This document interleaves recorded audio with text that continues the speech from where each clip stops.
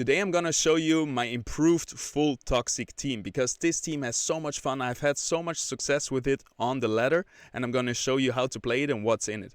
So basically for first round we're gonna bring in Cardulu and Ripelands, and if I say full toxic, I really mean full toxic. We have all the toxic units that are in the game in our team right here. We got the 2 Ripelands and we got the 2 Cardulux. Then our Ranger is gonna be a Colossus Toxic, so we're gonna have 5 toxic units on the board with 3 toxic composite synergies activated.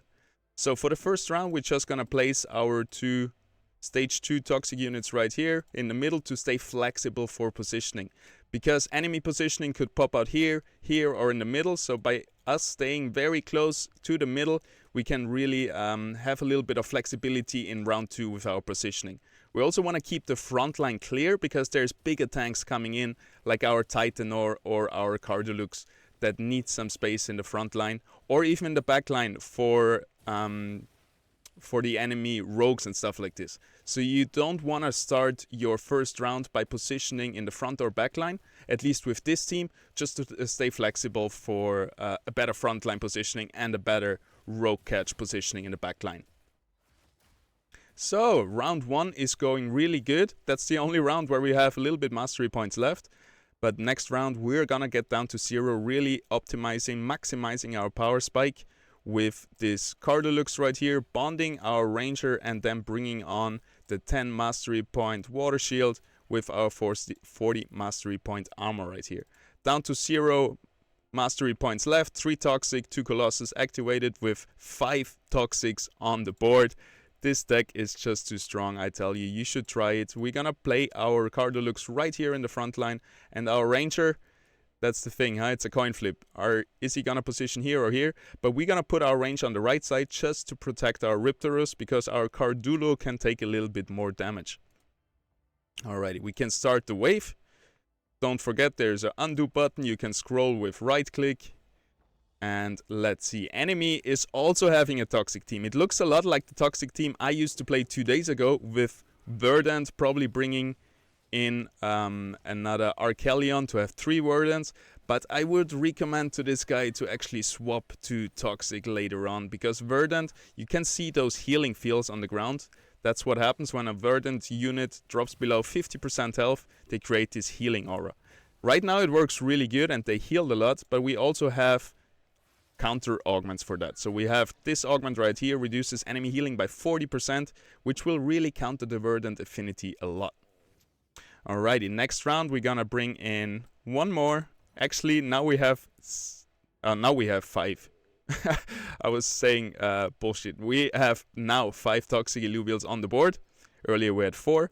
And now we're just gonna bring in a better weapon for our Ranger, because she is one of the main carries, and we can afford a 55 cost shield right here, giving us even more sustain to for our toxic to really start pumping out some damage. Because if you look at the damage right here, I don't know if you can see it, but the little red bar is actually the auto hit damage that Cardulux did right here, and all the white bar is the pure damage that comes from the toxic affinity.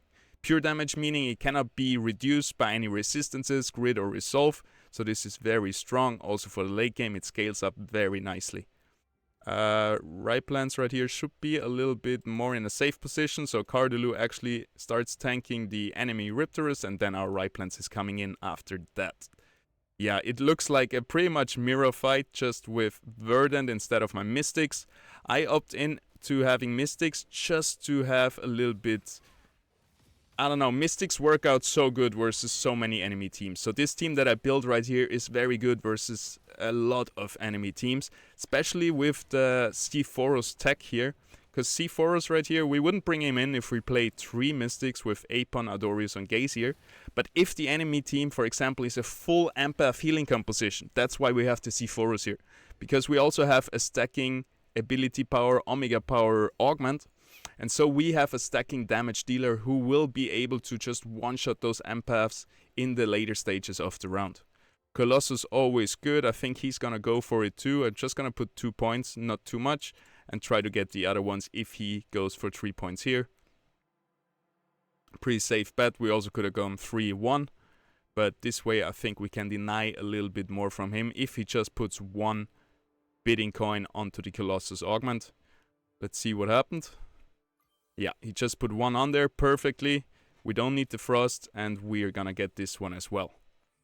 So overall, that was a win for us in the legendary augment round, and now the fun begins. Now we're gonna bring in Titanor. We're gonna downgrade our armor right here to the 40 cost, downgrade our shield to the 40 cost shield, and now we have enough mastery points to bring in either Sephoros or Apon. I think we gonna really enjoy the Sephoros extra damage. He really brings in a lot of extra burst damage, and we actually gonna position Sephoros somewhere where we hopefully try to get the Titan or Omega to shoot down at our Sephoros. That would be ideal. Next round is the most fun round, and we're gonna bring in Adorius and Apon, or Adorius and Gazier, and then our board is complete and we can start just slapping on those augments on our Illuvios. The augments are a lot based around casting a lot, so mana gain with those. We got the stacking Omega power for our Sephoros. Here we got some team health, and here this is probably the most important augment from this team. We got the stacking physical and energy resist or max health healing. And since most of our units right here, all the poison units, have some self-heal in their poison kit, these stacking resistances are really strong, for example, on our Cardulux. Other than that, we got lesser healing augment, we got some straight up tank augments for our Colossus units, and then we got some counter augments right here. For example, this is versus rogues, reducing their attack speed. Here we have invulnerable for 6 seconds. You can really troll the enemy with that. Same with this one. I like to put this one on Cardulux, gaining Indomitable for 6 seconds at 10%. So Indomitable means the unit cannot be killed, and this triggers at 10%. So I usually like to put it on Cardulux. He lives for another 6 seconds and usually is able to heal up again through Mystics or his poison trait.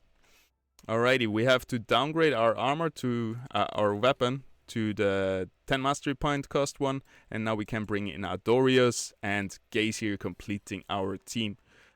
Positioning wise, I think one of our Mystics could tank the Titanor here. Usually you want a little bit damage on an Adorius to get extra mana. Gazier actually doesn't gain extra mana from receiving damage. So if you put Gazier here, it's just to utilize his health a little bit. But if we put our Adorius here, he's actually gonna get some mana, because every time he gets damage, he gets mana, he casts more, he heals himself. So this is kind of the infinite cycle. And we just gotta take care that he doesn't get too much damage. For example, if the enemy puts a unit here, suddenly it's gonna be too much, so we put our Gazier right here just to be sure. And that should be it. We're ready, and we're just gonna wait for the opponent to start as well. So to counter the opponent, what we're gonna play is first the healing reduction, and then probably the stacking resistances on our Cardulux. And then we're just gonna keep slapping on augments. They all work very well. Also, those two are probably gonna be the first choice, the legendary augments. They're usually a little bit better, a little bit stronger than your normal augments. But your normal augments, they all have a use case, right? Like, if the enemy is full on healing, you're gonna bring in the healing reduction augment. You're not gonna bring in a legendary augment, obviously. And it looks very good. We lost in the beginning a little bit, but now the game really swings in our favor, because we're really late game oriented. And if you look at the damage of the Sephoros, it's not too big but not too little, and it's about this burst damage that he brings. Because oftentimes these teams has a problem to finish those enemies that we're ticking down with the poison damage, and Sephoros can really provide the burst damage to kill off units and to finally make those last hits on those enemies. Well, that went great. Thank you so much for watching. I see you in the arena. Have a good one. Adios. See you in the next video. Bye.